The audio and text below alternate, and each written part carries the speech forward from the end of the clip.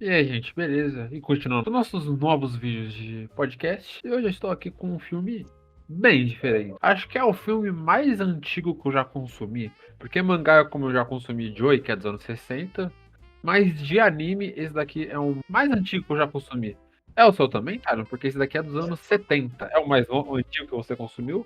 Ou já consumiu algumas obras mais antigas? Não, eu já consumi obras mais antigas. Eu quero, inclusive. Esse filme é de 72, né? Eu acho. 73. O filme mais antigo que eu já consumi foi de 1930, eu acho. Chamado Saru Masamune. Inclusive tem no YouTube pra quem quiser assistir. É um filme, cara, de 1930, né? Então vocês não esperem um anime tão complexo assim, né? Eu tava na minha jornada, nessas minhas jornadas aí, por encontrar filmes diferentes, alternativos, e eu achei esse. Bem interessante, bem interessante. Enfim, eu acho que Belladonna, em compensação, acho que é um dos filmes mais diferentes que eu já consumi. Belladonna foi, né? Talvez, se não o mais diferente. É o mais experimental, né, que dá pra falar que, tipo, é É, o mais diferente, o mais experimental e um dos mais bonitos que eu já consumi na minha vida, Belladonna. por que a gente tá falando que é tão diferente assim? Porque Belladonna já começa pela estética, né? A gente tem que falar, é impossível falar de Belladonna e não falar da estética. Porque ela evoca uma estética, cara, completa. Eu queria saber, se eu tivesse a oportunidade, eu não achei isso, como que esse filme foi feito? Quanto tempo durou para esse filme ser feito? Porque por mais que o filme ele tem pouquíssimos frames, ele não tem muito movimento, ele é um filme realmente para você printar uma cena e botar de papel de parede.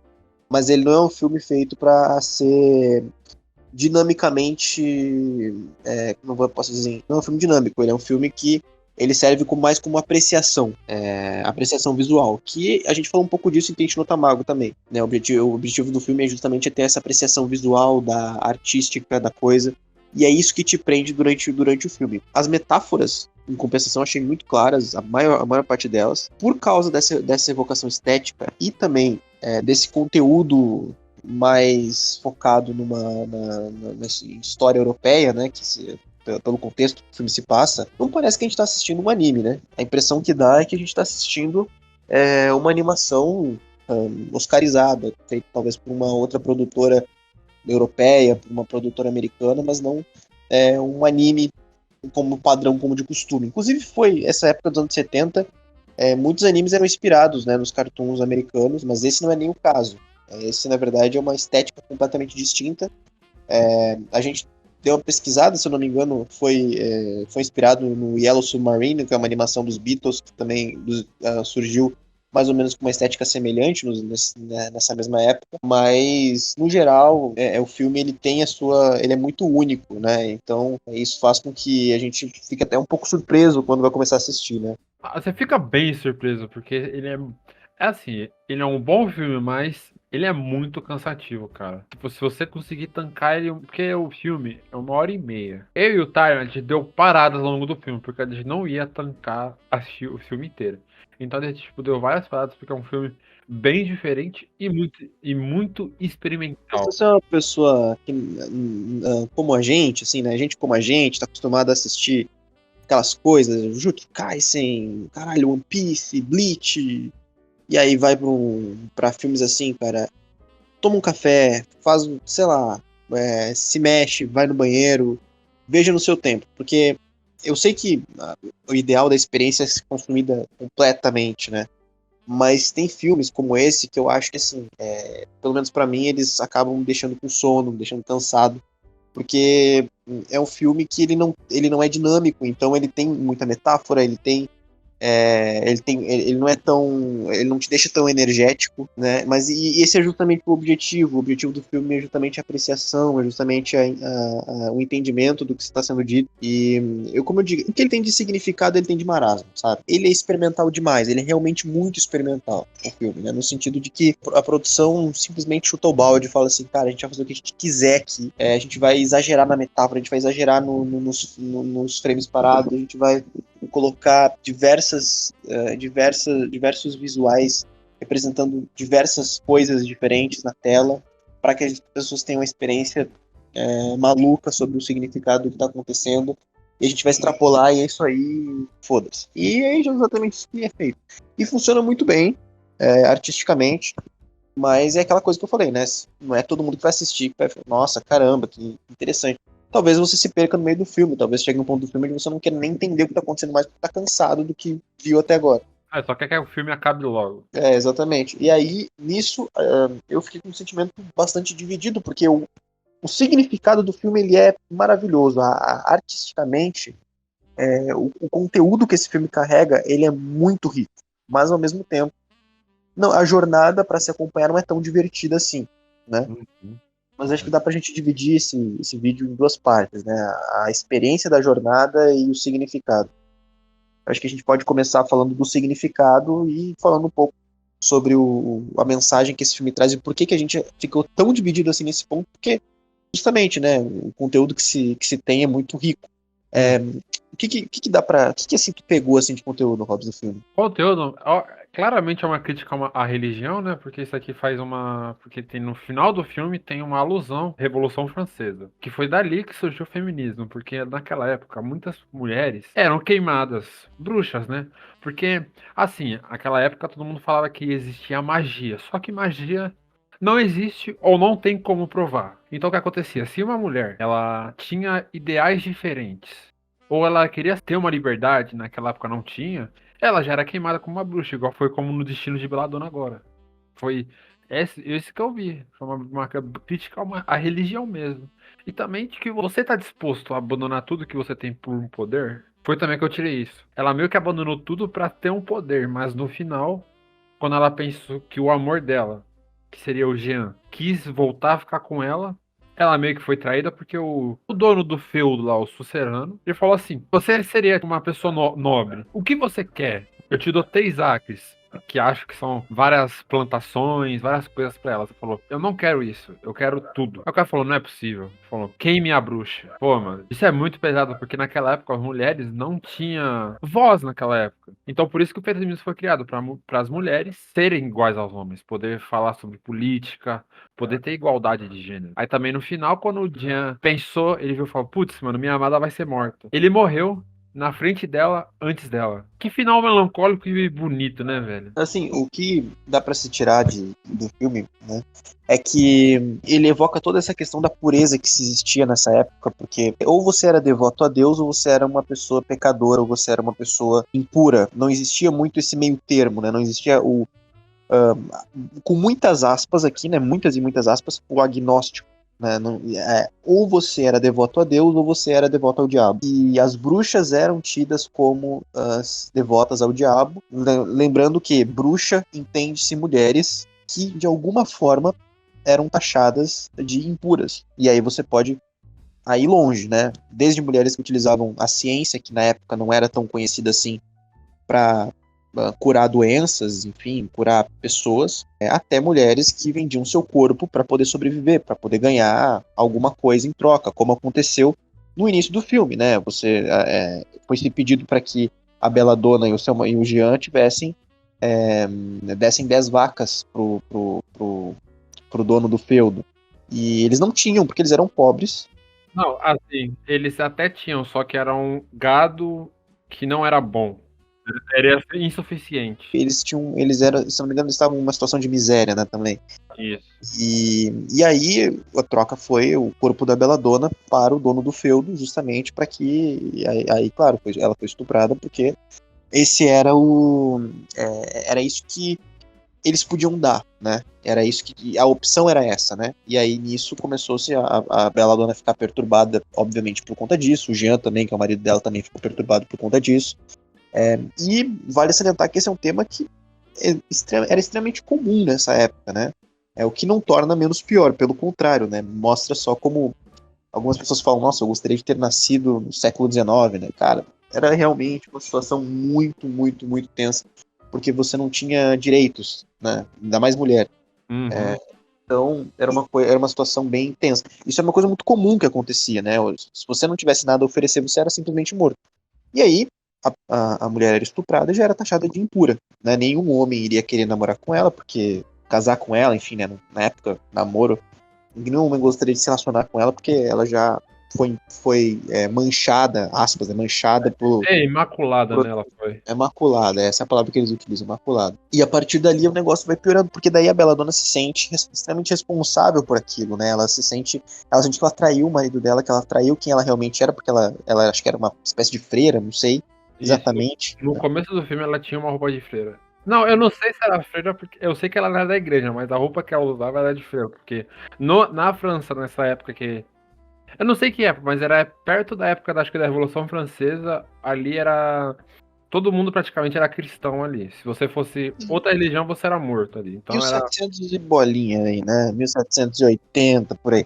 Resumindo, era a época das cruzadas. Se você pensava diferente do cristianismo, ou diferente do catolicismo, você era morto, ou você era executado, ou o povo te caçava até a morte. Era uma das opções. Exato. E aí a gente entra justamente nesse ponto, né? A partir dali, ela começa a ser atormentada por um diabo que a gente pode levar a interpretação também ao fato de que é o lado a sensualidade dela aflorando, ela começa a tentar se aceitar dessa forma, mesmo que isso tenha sido doloroso. O marido dela já vinha definhando justamente pela situação que eles viviam. E aí, com a situação que ela sofreu no começo do filme, né, de ser vendida ao dono do feudo, o marido dela piorou mentalmente e ela também. Então, o filme mostra ela aos poucos sucumbindo a essa maculação até o ponto onde ela aceita completamente, se doa o seu corpo pro diabo. Nesse ponto, para ela já não importava mais o corpo já tinha sido maculado, não havia mais o que fazer para ela, o corpo era só uma casca. Para ela, o importante era a alma dela estar intacta, a alma dela ainda tá com Deus, né? Até que chega o ponto do filme, que mais pro final, onde para ela nem mesmo a alma importa. Ela só quer ser dada ao diabo por tudo que ela passou, por todas as coisas ruins que as pessoas passaram.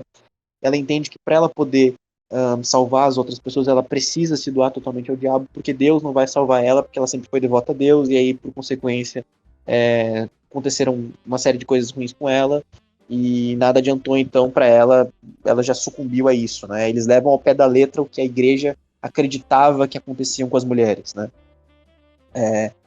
Como uma forma de representação de como, olha só, é isso aqui que as mulheres se tornavam, né? Como se as mulheres, como se fosse de fato assim, elas viravam pessoas do demônio no momento que elas eram maculadas e dali pra frente não tinha mais volta, só ser queimadas na fogueira. Mas ele não utiliza isso como uma forma de depreciar as mulheres, ele utiliza isso de uma forma muito inteligente, que é mostrando a visão, tanto a visão feminina da coisa, né, da percepção de você mentalmente ficar instável por toda a situação que você passa, né, pelo machismo que você sofria nesse século, mas também a visão católica, de como era levado ao exagero na forma que as mulheres eram vistas. Né? Então é bem interessante essa visão. A gente começa a entender que a única forma que ela tem de sobreviver se aceitando é entendendo que se ela doar o corpo dela, ela vai conseguir sobreviver. E ela abraça isso e vai em frente, enquanto que os próprios donos de terra, né, que começaram maculando ela, começam a achar absurdo ela estar doando o corpo dela para as outras pessoas, porque isso é uma coisa que só o diabo faria. E dali para frente a gente tem uma série de mensagens metafóricas a respeito dela sucumbindo a essa situação. Sucumbindo ao desejo de ser É, alguém, né? Porque até aquele momento ela perdeu tudo, perdeu o amado, porque ela pensou que tinha um amado, mas o amado abandonou ela depois que ela foi maculada. E no momento que ela mais precisava do amor, o cara simplesmente enforcou ela e abandonou ela. Aí foi por isso que aí o demônio começou a encucar ela. Ela começou, ela não, no começo, ela não queria, mas depois de um tempo ela começou a pensar, e se, né?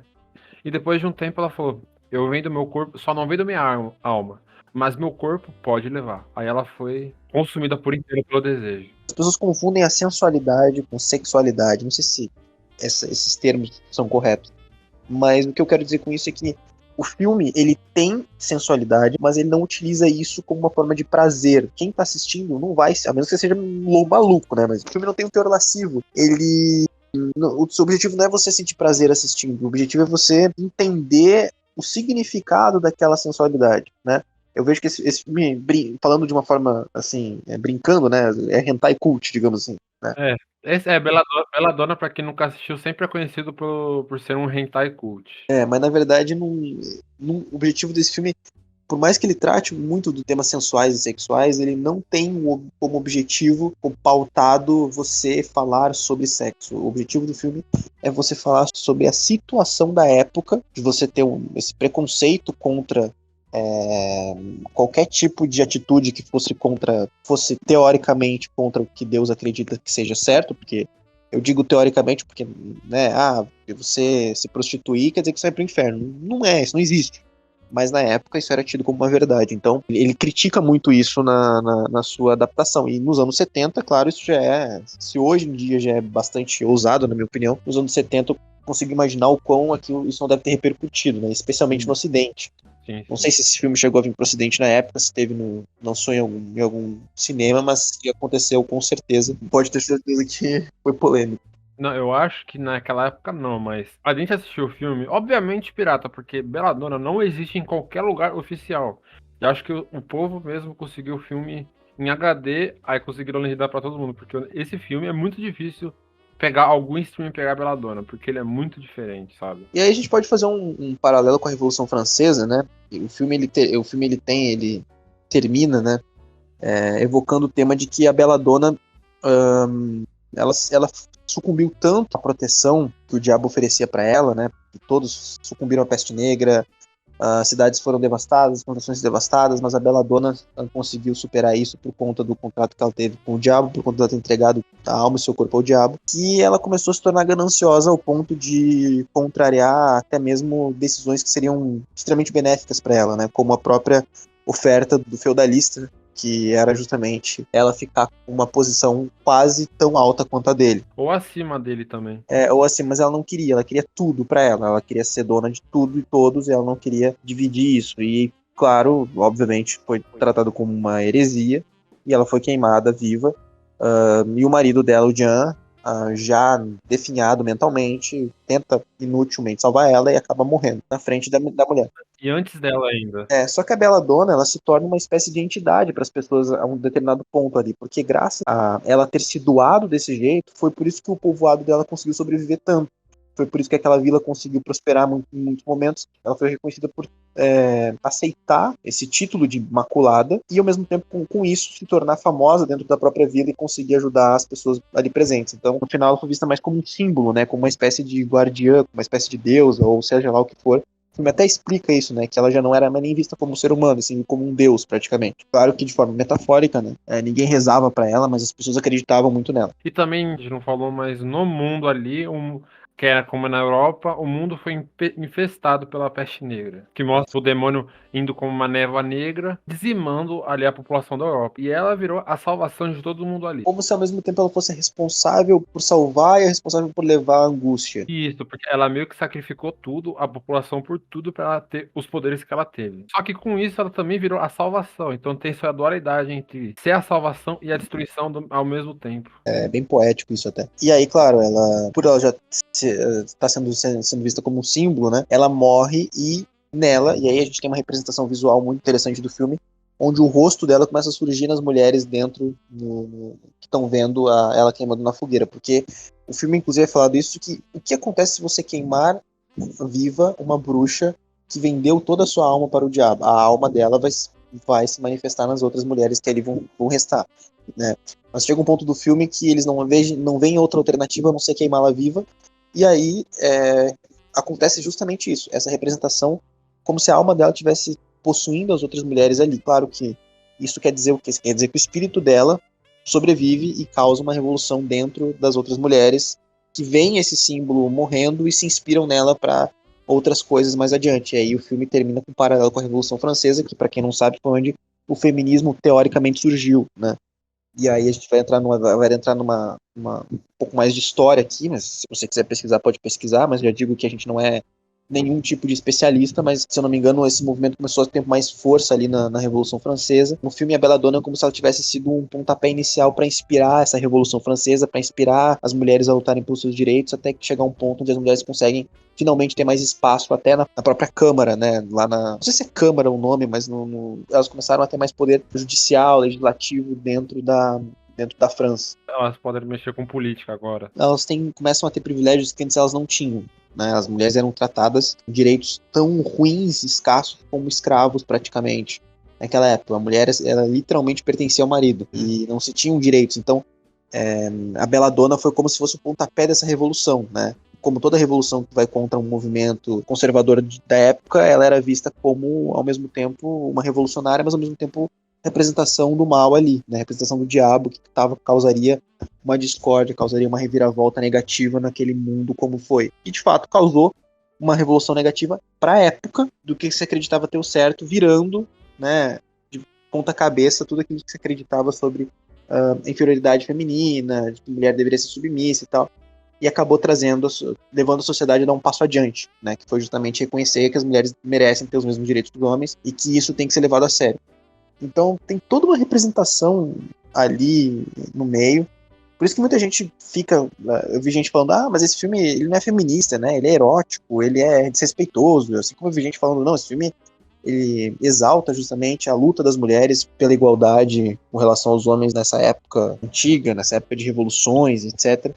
E eu sou mais da segunda opinião. Acho que o filme ele fica do lado, né, das mulheres e ele até traz uma mensagem positiva de que qualquer uma pode ser o fogo para uma revolução. Não uma revolução armada, uma revolução nacional, mas uma revolução que começa justamente com uma coisa pequena, que é a Belladonna se aceitando que aquilo que ela fez não é o fim do mundo, que aquilo que ela fez não é o que tornaria ela maculada, que o que importa no fim das contas não é isso. Ela é só uma vítima daquilo que acontece da sociedade que ali existe. E ela é taxada de culpada, mesmo sendo uma vítima. Então, ela poderia simplesmente ficar na dela e, enfim, se lamentar pro resto da vida, ou ela poderia iniciar uma revolução dentro dela mesma.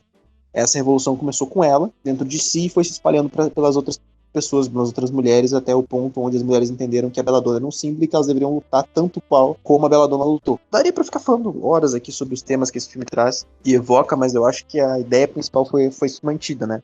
Sobre o significado da obra. E agora acho que dá pra gente falar até um pouco sobre a experiência pessoal, né, da gente, assim, porque, como eu falei, a mensagem é muito rica, mas a jornada nem tanto. O que tu acredita nisso? Assim, de mensagem, acho que tipo, uma das coisas mais ricas que eu já vi, uma das obras mais ricas que eu já consumi de mensagem. Foi incrível, mas minha nossa senhora, cara. Meu problema é igual o Tenchi no Tamago, cara. Foi 1h27 que podia ser reduzido. É assim, você pode dar uma liberdade pra uma pessoa, mas nem liberdade assim, artística. Pode dar uma liberdade artística pra uma pessoa, mas não pode dar tanto assim. E minha nossa senhora, cara. Esse filme, ele continua. E é um frame pra, tipo, vários diálogos. E esse frame vai se repetindo, vai se repetindo, vai se repetindo. Chega uma hora que eu falo, meu Deus do céu, quanto tempo que tá? Falta meia hora pra acabar o filme. O que faz você ficar até o final do filme é a mensagem. Mas a parte visual, ela é linda, mas é muito chata. O filme é lindo. Só parece que tá vendo um museu em animação, mas é muito chato vendo esse filme inteiro, sabe? É aquela coisa, o objetivo de uma produção independente é esse, né? O cara poder ter a liberdade criativa, pelo menos a ideia inicial, né? Ter a liberdade criativa de forma mais livre possível. Só que isso evoca uma qualidade que é o fato do diretor poder colocar a visão completa dele sobre o filme ali, mas ao mesmo tempo pode ser um ponto negativo para algumas pessoas, né? Justamente porque o diretor acaba podendo exagerar um pouco a mão em algumas coisas. Nesse caso, eu acho que não era necessário a duração do filme ser tão grande pro que ele queria passar. Tanto que chegou um ponto do filme, né? Acho que não lembro quanto tempo de filme era, mas era uma hora mais ou menos de filme, talvez um pouco antes, onde o filme parecia realmente que estava no final já. E o filme poderia ter acabado ali, mas ele continuou. Ele foi além.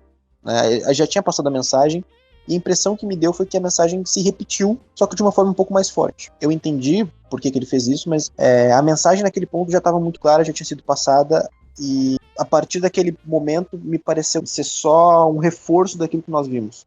Acho que, se eu não me engano, foi um momento onde o diabo já tinha crescido completamente, o diabo foi crescendo ao longo do filme, e a Belladonna resolveu finalmente doar a alma dela pro diabo. A partir dali, o filme começou a repetir esses temas, a mostrar a Belladonna se salvando de situações que ela normalmente não conseguiria se ela não tivesse doado a alma dela pro diabo, reforçando os temas de ela se tornaria uma salvadora das pessoas por conta do que ela fez, e ao mesmo tempo isso levaria ela a sucumbir, no fim das contas, a esse poder, né? Eu acho que poderia ter, a partir daquele momento que ela doou a alma dela ao diabo, ela já ter sucumbido e o filme ter, de alguma forma, tendo um fechamento ali. Eu não sei. É só confabulando aqui. Mas eu acho realmente que, assim, ele se torna chato em determinado ponto se você não tem paciência para esse tipo de obra. Muita gente vai olhar e falar, não, não, o filme é completamente necessário, acho que é 1h30 já até é um tempo curto pro que o filme quer trazer, para mim foi um tempo perfeito, ótimo. Mas claro que essa é a nossa opinião pessoal, e como nossa opinião pessoal, a gente acha que o filme poderia ter sido mais curto. Até pelo que ele se propunha, né, ser um filme com pouco movimento, com pouco frame, e com uma mensagem muito clara, muito rica. Enfim, e aí a gente vai daqui, a gente parte do ponto de encerramento, né, do filme, porque o que se tirou assim pessoalmente do filme? O que tu pode tirar? Porque eu acho que é um filme que eu não sei se você, acho que se você for mulher, talvez a experiência seja diferente. Eu até gostaria de ver uma opinião feminina sobre esse filme, porque imagino que a visão, por motivos óbvios, seja outra. Do que se deu pra tirar do filme, assim? Qual foi a tua experiência pessoal? É assim, uma mensagem que ficou forte de verdade pra mim é assim: vale a pena você largar tudo, você sacrificar tudo por um poder tão forte? Tipo, ninguém vai querer mais você? Seu amor vai te trair, cara? Eu não sei porque essa é uma mensagem bem secundária do filme. Mas isso me pegou muito, cara. Eu não sei porquê, cara. Essa mensagem ficou, tipo, mais forte do que o própria Belladonna, mano. Eu não sei o porquê, velho. Me pegou muito essa parte. Eu acho que o que mais me pegou no filme foi justamente assim, a gente não devemos ficar presos por rótulos, né? Eu acho que a principal questão é se você quer que algo mude, essa revolução tem que começar dentro de você e não a gente não pode esperar que a sociedade abrace isso. A gente tem que começar essa revolução dentro da gente. Se de alguma forma a sua vida está difícil por algum motivo que motivo quer que seja, a gente tem que ser essa chama para que as coisas mudem e aceitar que, cara, vão acontecer coisas ruins com a gente, as pessoas vão nos julgar por essas coisas, a gente vai ser taxado disso, daquilo, e a sociedade ela tem preconceito, não falo nem preconceito, preconceitos do que seria certo, do que seria o correto, do que deveria ser feito, mas a gente não pode deixar de abrir a mão da nossa essência e do que a gente realmente acredita para sucumbir a esses preconceitos. Claro que com muito cuidado para que a gente também não se afaste ao ponto de se perder na vida, né? Tipo, não, só o que eu penso tá certo e acabou. Não, também não é assim. Tem que ter um equilíbrio. Acho que tudo é essa ideia, né? Tem um equilíbrio. No caso, a gente foi mostrado a falta de equilíbrio em Belladonna, né? O exagero da culpa que ela tinha no momento que ela foi maculada, que daí eu acho que não era necessário ela se sentir assim, porque ela não teve culpa, ela era uma vítima, ao ponto onde ela se torna completamente, ela sucumbe completamente ao que ela acredita que ela tenha se tornado.